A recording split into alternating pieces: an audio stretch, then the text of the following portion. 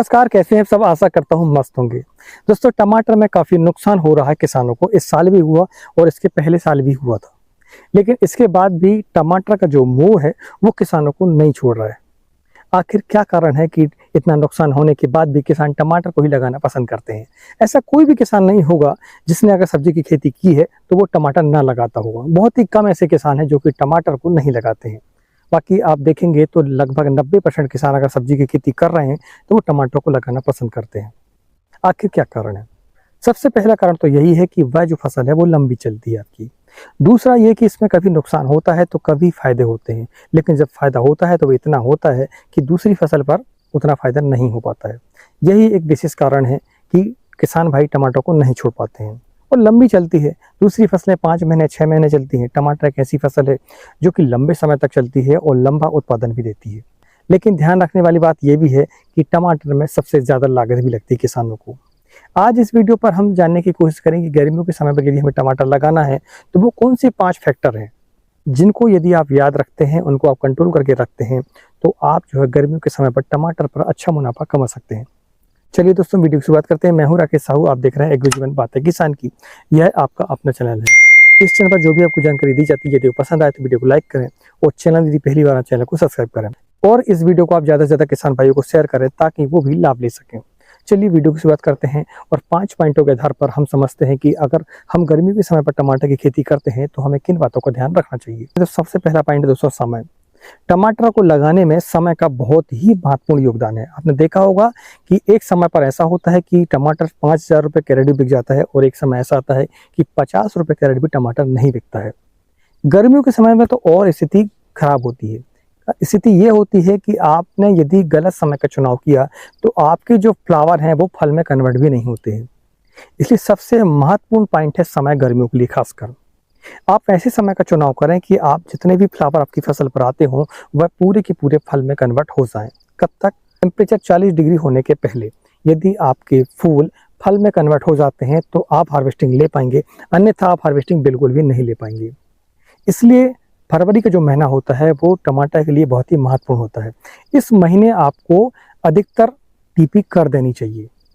पूरे भारत की अगर हम देखें बात, तो फरवरी लास्ट तक आपका यदि रोपाई हो चुकी है टमाटर की तो आपके चांस बढ़ जाते हैं टमाटर में अच्छी हार्वेस्टिंग लेने के। क्योंकि जो भी आप टमाटर फरवरी के महीने में लगाते हैं तो लगभग 60 दिनों में इसकी हार्वेस्टिंग चालू हो जाती है। तो 60 दिनों की अगर हम बात करें तो लगभग 45 दिनों में आपके फ्लावर आना चालू हो जाते हैं। तो फरवरी से अगर हम देखें तो फरवरी और मार्च, ठीक है, यदि आपने लास्ट फरवरी में लगा है तो भी आपका मार्च और हाफ अप्रैल आते तक आपके फ्लावर काफ़ी हद तक सेट हो जाते हैं। और अप्रैल के महीने में अगर हम देखें तो लास्ट अप्रैल तक टेम्परेचर जो है अधिकतर क्षेत्रों पर 40 डिग्री हो जाता है। तो उसके पहले आपको आपके जो फूल है वो फल में कन्वर्ट करने होंगे। इसलिए समय का बहुत ही महत्वपूर्ण योगदान है। आपके जितने फ्लावर फल में कन्वर्ट हो पाएंगे अप्रैल आते तक, उसके बाद जो भी फ्लावर आते हैं तो वो फल में कन्वर्ट नहीं हो पाते अधिकतर क्षेत्रों पर। जिन क्षेत्रों पर टेम्परेचर डाउन रहता है हम वहाँ की बात नहीं कर रहे हैं, लेकिन 90% हमारे भारत पर ऐसा क्षेत्र है जो कि इस समय पर अप्रैल के समय पर 40 डिग्री टेम्परेचर हो जाता है और कहीं कहीं तो 45 डिग्री 48 डिग्री तक भी चला जाता है। इसलिए समय का बहुत ही महत्वपूर्ण योगदान है। टमाटर अगर लगाने वाले हैं तो फरवरी लास्ट तक टीपी कर दें, यह बहुत ही महत्वपूर्ण है। दूसरे पॉइंट को हम देखें तो दूसरा पॉइंट है वैरायटी। गर्मियों के समय पर आप वैरायटी का चयन बड़े सोच समझ कर करें। आप बरसात में कोई भी वैरायटी लगा लें, मैं आपको बताता हूँ अधिकतर वैरायटियाँ बरसात की होती हैं। बरसात के समय जो भी आप वैरायटी लगाते हैं तो कम ज़्यादा जो भी आपको उत्पादन मिलेगा ज़रूर, लेकिन गर्मियों का समय ऐसा नहीं होता है। गर्मियों के समय पर यदि आपने वैरायटी का चयन गलत कर लिया तो आप उसमें से बिल्कुल भी उत्पादन नहीं ले पाएंगे। फिर आपके हाथ में पछताने के अलावा कुछ भी नहीं रह जाता है। इसलिए जो भी वैरायटियाँ गर्मियों की हैं उसे ही आप लगाएं, अन्यथा आपको काफ़ी नुकसान हो सकता है। तीसरे पॉइंट को हम देखें तो वो है मल्चिंग।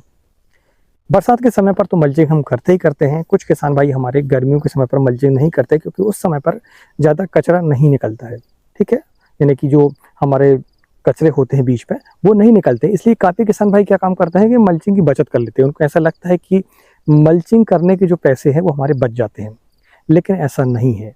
मैं आपको बता दूं कि आपको खरपतवार के लिए मल्चिंग का इस्तेमाल तो करना ही पड़ता है, लेकिन साथ में गर्मियों के समय पर एक मुख्य कारण और होता है मल्चिंग को इस्तेमाल करने का, वो है दोस्तों नमी को मेंटेन करना। आपने देखा होगा कि जब भी हम सिंचाई करते हैं तो गर्मियों के समय पर जो भी हम पानी देते हैं वह वाष्पीकरण होकर उड़ जाता है। लेकिन यदि आपने मल्चिंग की हुई है, मल्चिंग 2 प्रकार की होती है, एक तो हम जैविक भी कर सकते हैं और एक हम कर सकते हैं कौन सा, ये प्लास्टिक वाली। अब जैविक मल्चिंग अगर हम देखें तो हमारे जो पुआल वगैरह होते हैं, जो कचरे होते हैं, जो फसल के अवशेष होते हैं, उनका इस्तेमाल भी आप जैविक रूप से मल्चिंग के लिए कर सकते हैं। ऐसा जरूरी नहीं है कि आपको प्लास्टिक का ही इस्तेमाल करना है। जहाँ पर अवशेष उपलब्ध नहीं है तो आप फिर प्लास्टिक मल्चिंग का इस्तेमाल जरूर करें। उससे आपके काफ़ी फायदे होते हैं। पहला तो यह फ़ायदा होता है कि आपकी जो नमी है वो मेंटेन रहती है, टेम्परेचर भी कंट्रोल रहता है क्योंकि धूप डायरेक्ट नहीं पड़ती है। तो गर्मियों के समय पर मल्चिंग का इस्तेमाल करना बहुत ही आवश्यक है। इससे तापमान कम से कम ज़मीन का तो कंट्रोल में हमारे रहता है, ठीक है। धूप कम पड़ती है, जो हम सिंचाई करते हैं वो वाष्पीकृत नहीं होती है।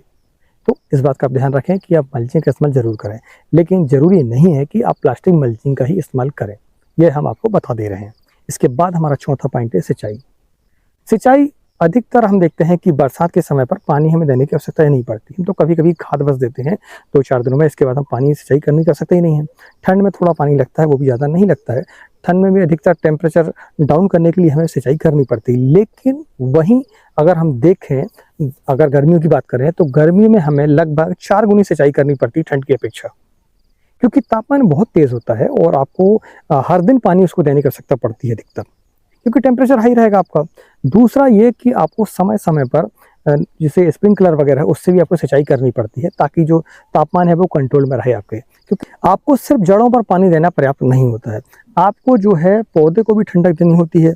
दूसरा, नालियों के बीच में जब आप पानी चलाते हैं, हो सके संभव तो फिर बीच में अगर आप पानी चलाते हैं तो वहाँ से भी ठंडक होती है। जो गर्म हवाएं चलती हैं तो वो क्या करती हैं, वो ठंडक से होकर गुजरती हैं तो वो ठंडी हो जाती हैं। इसलिए आपको सिंचाई की ऐसी व्यवस्था करनी है कि आपके पास पानी की कभी भी कमी ना हो, नहीं तो आपकी जो फसल है बनी बनाई भी खराब हो सकती है। यानी आप ऐसा मान के चलते हैं कि अगर मान लीजिए आपके पास पानी कम है तो आप कम जगह पर टमाटर लगाएं या फिर टमाटर ना लगाएं। आप बेल वर्गीय फसलों को भी प्रेफर कर सकते हैं। वैसे भी आप कोई भी फसल लें, गर्मियों के समय पर आपको सिंचाई बहुत ही आवश्यक है, तो इस बात का आपको ध्यान रखना है। और दूसरा, सिंचाई आपको करनी है शाम के समय। अधिकतर 4 बजे के बाद आप सिंचाई चालू करें, तो रात में आप कितने भी समय आप सिंचाई कर सकते हैं, कोई दिक्कत नहीं है। जितना आप रात के समय पर सिंचाई करेंगे उतना ही आपके लिए बहुत ही बढ़िया रहेगा।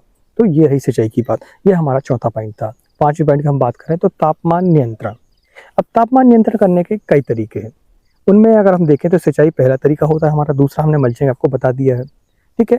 अब तीसरे की हम बात करें तो जो आपने जड़ों के माध्यम से जो तापमान बढ़ना था वो अपने मल्चिंग से कवर कर लिया, सिंचाई से कर लिया। लेकिन जो हमारी गर्म हवाएं चलती हैं उसको आप कैसे कंट्रोल कर लेंगे? उसके लिए आपको 2 चीज़ें हैं। एक तो आपको ऐसी फसलों को लगाना चाहिए आपकी बाउंड्री पर आसपास, ठीक है।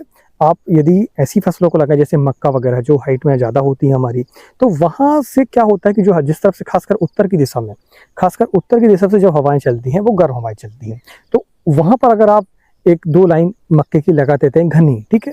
आपको उसमें हार्वेस्टिंग वगैरह नहीं करनी है, आप कर भी सकते हैं, लेकिन आपको मेन उद्देश्य आपका ये रहेगा कि जो हवाएं हैं वो थोड़ा रुक जाएं और वहाँ पर क्या होता है थोड़ा ठंडक हो जाती है और फिर हवाएं जो है वहाँ आती हैं तो थोड़ा सा तापमान आपका कंट्रोल हो जाता है।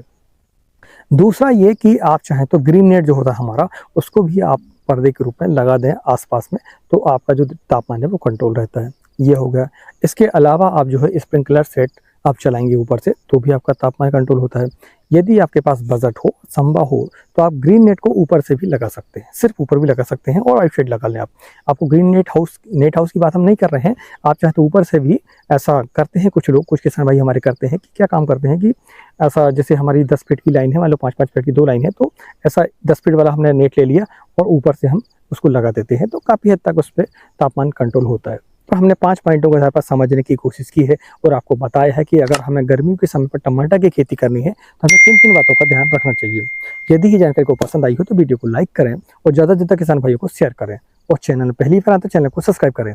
मिलते हैं एक नई वीडियो में एक नई जानकारी के साथ। तब तक नमस्कार। जय हिंद, जय किसान, जय जवान।